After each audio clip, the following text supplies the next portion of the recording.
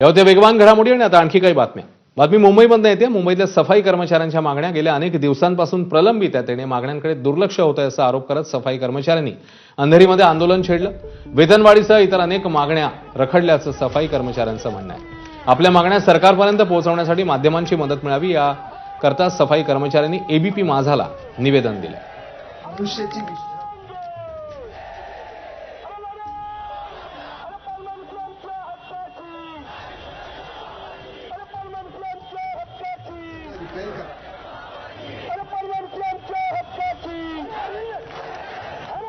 Agreement जे मुख्यमंत्र्यांच्याने झालं ते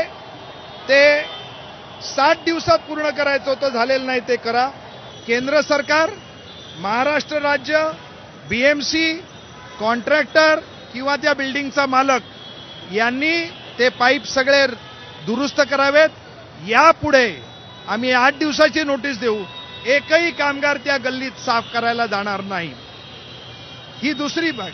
आज 2025 म्हणजे 10 वर्ष 8 महिने झाले, म्हणजे 5 वर्ष 8 महिने आम्ही किमान वेतनापेक्षा कमी दरात काम करतोय, कारण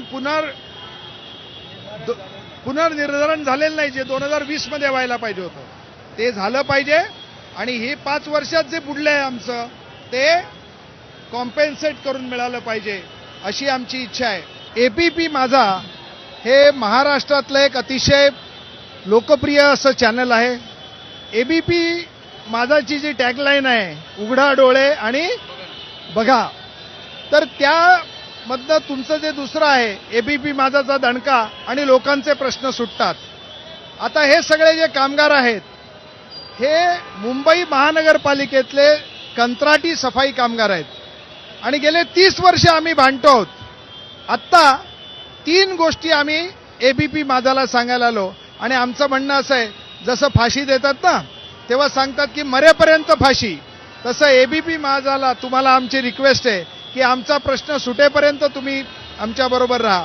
आणि दुसरं ते एका मराठी सिनेमात होतं सामनामध्ये, मारुती कांबळेच्या खुनाचं काय झालं, तसं तुम्ही सरकारला आमच्या किमान वेतनाचं काय झालं, आमच्या परमनन्सीचं काय झालं असा प्रश्न विचारावा। मुद्दा असा आहे की